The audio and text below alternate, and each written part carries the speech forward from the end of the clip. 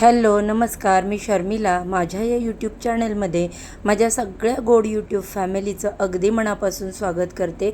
आजचा दिवस तुम्हाला खूप छान जावो, तुमच्या मनातील सगळ्या चांगल्या इच्छा पूर्ण हो, ही स्वामी महाराजांच्या चरणी प्रार्थना करते आणि आपल्या आजच्या या नवीन व्हिडिओला सुरुवात करते. ज्योतिषशास्त्रानुसार होलिका दहन हा नकारात्मकता नष्ट करून जीवनात सुख समृद्धी आणण्याचा शुभ काळ मानला जातो. होलिका दहन, ज्याला छोटी होळी असेही म्हणतात, होळी दिवशी महिलांनी चुकूनही या 3 कामे करू नयेत, अन्यथा दुर्दैव पाठीशी लागते. महिलांनी या दिवशी काही कामं करण्याला अपवाद आहे, त्यामुळे नकारात्मक ऊर्जा सक्रिय होते.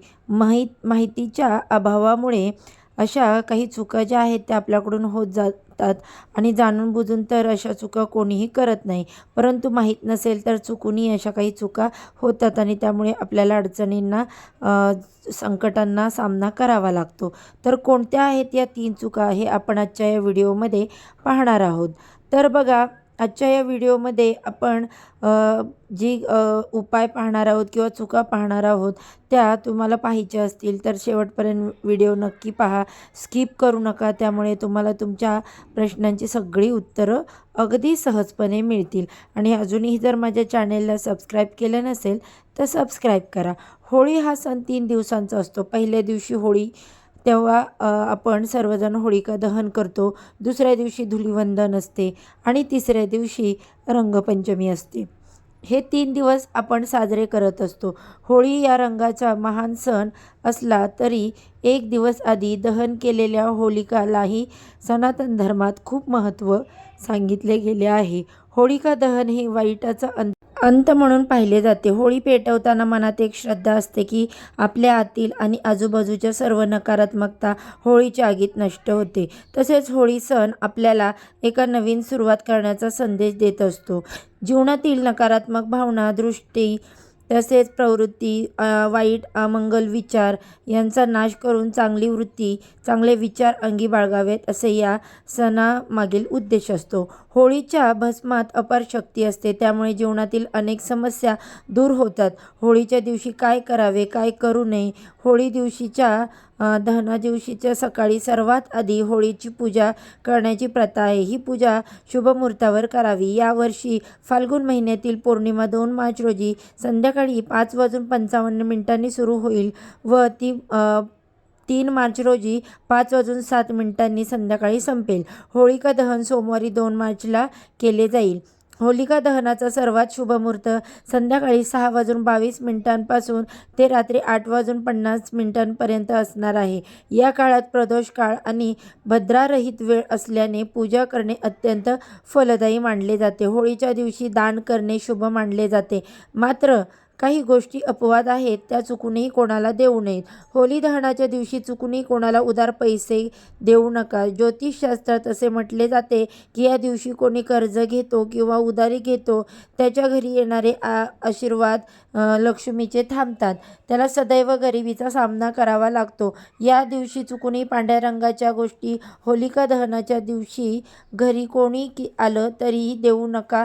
खायला सुद्धा पांढऱ्या रंगाच्या वस्तू देऊ नका.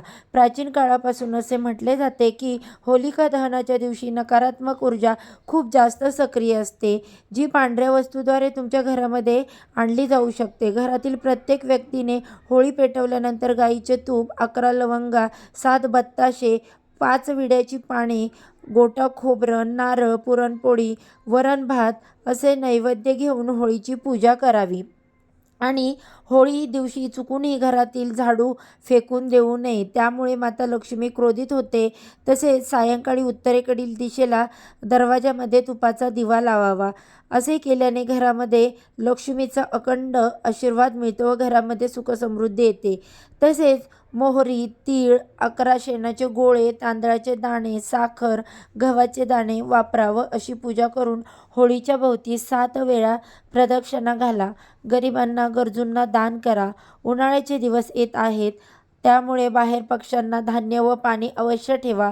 तुम्ही गरजूंना पिवळी मिठाई, पिवळी फळं, चपला अशा वस्तू दान करू शकता. होळी दहनाची पूजा करताना काळे किंवा पांढरे कपडे अजिबात घालू नका. पूजा दरम्यान हे करणे अशुभ मानले जाते. होलिका दहन हा आध्यात्मिक विकास आणि भक्तीसाठी पवित्र दिवस मानला जातो. त्यामुळे मांसाहार आणि मद्यपान टाळा. त्याऐवजी भगवान विष्णूंची प्रार्थना करा. पूजा करण्यावर लक्ष केंद्रित करा. या दिवशी शक्य तेवढे जास्तीत जास्त भगवान विष्णूंच्या नामाचा जप करा. त्यामुळे अखंड पुण्याची प्राप्ती होते. तसेच तुम्ही विष्णू सहस्त्रनामाचा पाठ करू शकता. त्यामुळे भगवान विष्णूंची कृपा, आशीर्वाद सदैव आपल्या पाठीशी राहतात. तुम्हाला उत्सवाची सकारात्मक ऊर्जा वापरण्यास आणि परमात्म्याशी खोलवर संबंध निर्माण करण्यास मदत होते. होळी दहनाच्या पूजेदरम्यान महिलांनी चुकूनही आपले केस उघडे ठेवू नका, मोकळे ठेवू नका. होळी दहनाच्या रात्री रस्त्यावर पडलेल्या कोणत्याही वस्तूला हाताने किंवा पायाने स्पर्श करू नका. या दिवशी जादूचा जास्तीत जास्त धोका असतो. गर्भवती महिलांनी होलिका अग्नीची प्रदक्षिणा करू नये, कारण होळीच्या तीव्र ऊर्जेमुळे गर्भात असलेले जे बाळ आहे त्याला हानी पोचू शकते. त्यामुळे बघा, तथापि त्या पूजा आणि इतर उत्सवामध्ये सहभागी होऊ शकतात. उत्सवादरम्यान गर्भवती मातेच्या आरोग्याला आणि कल्याणाला प्राधान्य देणे आवश्यक आहे. त्याच्या सुरक्षतेसाठी खात्री आणि जबाबदारी आपल्यावर आहे. त्यामुळे ती जबाबदारी तुम्ही घ्यायला हवी. होलिका दहनाच्या दिवशी इतरांचा अपमान किंवा अनादर करणे टाळा, कारण त्यामुळे संघर्ष आणि ताणलेले संबंध निर्माण होऊ शकतात. विनाकारण कोणाशी वाद करू नका. थोरा मोठ्यांचा सन्मान करा. होलिका दहन पूजेदरम्यान स्वच्छ आणि नवीन कपडे घाला. ते समृद्धी आणि सौभाग्याचे प्रतीक मानलेले असतात. की फाटलेले कपडे, फिकट किंवा जुने कपडे चुकूनही घालू नका. त्यानंतर बघा, ते नकारात्मक ऊर्जा ज्या आहेत ते फाटलेले कपडे आकर्षित करू शकतात व देवी लक्ष्मीला त्रास देऊ शकतात. नवविवाहित महिलेने तिच्या सासरच्या घरच्या पहिल्या होळीला दहनाचा अग्नी पाहू नये. हे पाहणे अतिशय अशुभ मानले जाते. होळीच्या दिवशी काय करावे? तर बघा, होळीला 11 प्रदक्षिणा करा. गोटा खोबरे, नारळ, तूप व्हावे, नैवेद्य दाखवावा, प्रार्थना करावी. त्यामुळे आपल्या घरामध्ये सुख समृद्धी वाढते. होळीच्या दिवशी कपड्यात मूठभर काळे तीळ घेऊन आपल्या खिशात ठेवावे व रात्री होळी प्रवाहित करावेत. त्यामुळे आपले त्रास हे आहेत ते निघून जातात. जर कोणाला राहूचा दोष असेल तर एक नारळाचा गोटा घेऊन त्याच्यामध्ये गोडे तेल भरून गूळ टाका आणि हा नारळ अंगावरून 7 वेळा उतरवून होळीच्या अग्नीमध्ये टाकावा. त्यामुळे वर्षभर राहूचा त्रास होत नाही व सर्व वाढलेली कामे जी आहेत ती होतात. 7 गोमती चक्र घेऊन प्रार्थना करा की शत्रू माझ्या जीवनात कोणतीही बाधा टाकू नये, माझ्या मनाची सर्व कामे पूर्ण व्हावीत, अशी होळीला प्रार्थना करा. होळीच्या दुसऱ्या दिवशी होळीची राख घरी आणून त्यात थोडीशी मीठ आणि मोहरी मिक्स करून घरात जवळ ठेवावी. त्यामुळे भूत, प्रेत, नजर, दोष होत नाही. होळीच्या दिवसापासून रोज 40 दिवस बजरंगबलीचे रोज 3 पाठ करावेत. त्यामुळे मनोकामना ज्या आहेत त्या पूर्ण होतात. नवग्रह दोष डाळण्यासाठी होळीच्या जी राख आहे घेऊन अंगाला लावून स्नान करावे. शिवलिंगास भस्म म्हणून लावावे. गरिबास पुरणपोळी खाऊ घालावी. सर्व देवतांची पूजा करावी. त्यामुळे बाधा निवारण होतात. जर नेहमी धनहानी होत असेल, पैसा टिकत नसेल, तर होळीच्या दिवशी सकाळी मुख्य दरवाजावर गुलाल टाकावा. द्विमुखी दिवा लावावा. दिव्यात काळे उडीद टाका. त्यावेळी देवीला प्रार्थना करा आणि बघा, जेव्हा दिवा विझेल तेव्हा सायंकाळी तो दिवा होळीच्या अग्नीत टाका. या क्रियेने श्रद्धेने लक्ष्मी प्रसन्न होते व होळीच्या दिवशी 5 गुंजा, 1 नारळ घेऊन प्रदक्षिणा होळीला घाला. सर्व जे गुंजा व नारळ होळीला दाखवून आपल्या डोक्यावरून होळीत टाका. विवाह होत नसेल तर लवकर विवाह होण्यासाठी या दिवशी 2 विड्याची पाने, 1 अख्खी सुपारी, 1 हळकुंड हे घेऊन मंदिरात जाऊन शिवलिंगावर अर्पण करा आणि शिवलिंगाची प्रार्थना करा. त्याचबरोबर बघा, हीच क्रिया दुसऱ्या दिवशी धुलिवंदनाला करा. तसेच रंगपंचमीपर्यंत ही क्रिया करा. लवकर विवाह जुळून येईल.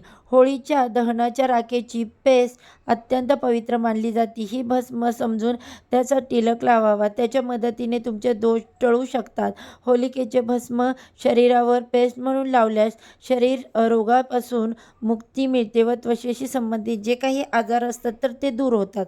होलिका दहनाच्या दिवशी मोहरी आणि काळे तीळ आपल्या अंगावरून उतरवावे आणि होलिका अग्नीमध्ये टाकावेत. या तंत्रमंत्राच्या या रात्री कोणत्याही नकारात्मक शक्तीपासून दूर राहायचे असेल तर महिलांनी आपले केस कृपया उघडे ठेवू नका. डोक्यावर पदर घ्यावा. होलिकेचे भस्म आपल्या घरी घेऊन जा आणि त्यात थोडी मोहरी आणि मीठ मिसळा. घराच्या एका कोपऱ्यात भांड्यात ठेवा व 3 गोष्टी घरातील सर्व वाईट नजर आणि नकारात्मक ऊर्जा आकर्षित करतील आणि त्यानंतर 11 दिवसांनी भांड्यात ठेवलेल्या वस्तू पाण्यात बुडवा. वाईट नजर तर असेल, नकारात्मक ऊर्जेपासून तुम्हाला आराम मिळेल. होळी दिवशी प्रेम, दया आणि आदर पसरवण्यावर लक्ष केंद्रित करा. सन्मानाने आणि करुणाने इतरांशी वागा. होळी का साजरी केली जाते? होलिका दहन आणि होळीचा सण साजरा करण्यामागे एक पौराणिक कथा आहे. त्यानुसार प्राचीन काळी असुर राजा हिरण्यकश्यपचा मुलगा प्रल्हाद हा भगवान विष्णूंचा निस्सीम भक्त होता. हिरण्यकश्यपूला हे गोष्ट आवडली नाही. मग त्याने आपल्या मुलाला सांगितले की विष्णूंचे नाव घेणे बंद कर.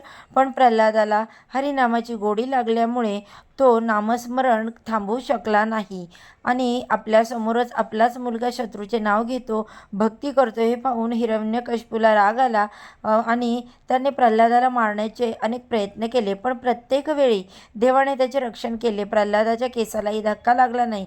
जेव्हा राजा हिरण्यकश्यप याने आपली बहीण होलिका हिला प्रल्हादाला मारण्यासाठी अग्नीत जाळण्यास सांगितले, होलिकाला ब्रह्मदेवाने वरदान दिले होते की अग्नी तिला जाळू शकत नाही. अशा स्थितीत होलिका प्रल्हादाला मांडीव घेऊन अग्नीच्या ढिगाऱ्यावर बसली. तिला मिळालेल्या वरदानाचा उपयोग तिने अयोग्य काम करण्यासाठी केला, त्यामुळे तिला मिळालेले वरदान तिच्यासाठी शाप ठरले. भगवान विष्णूंनी प्रल्हादाचे रक्षण केले व होलिका जळून राख झाली. तेव्हापासून होलिका दहन हा सण साजरा केला जातो.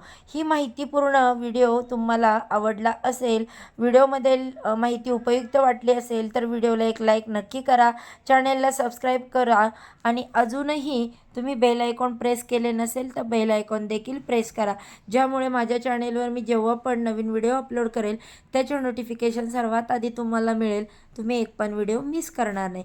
चला तर मग आजच्या व्हिडिओचा इथे सेंड करते. उद्या अशाच छानशा व्हिडिओसोबत पुन्हा नव्याने भेटू. सर्वांना श्री स्वामी समर्थ.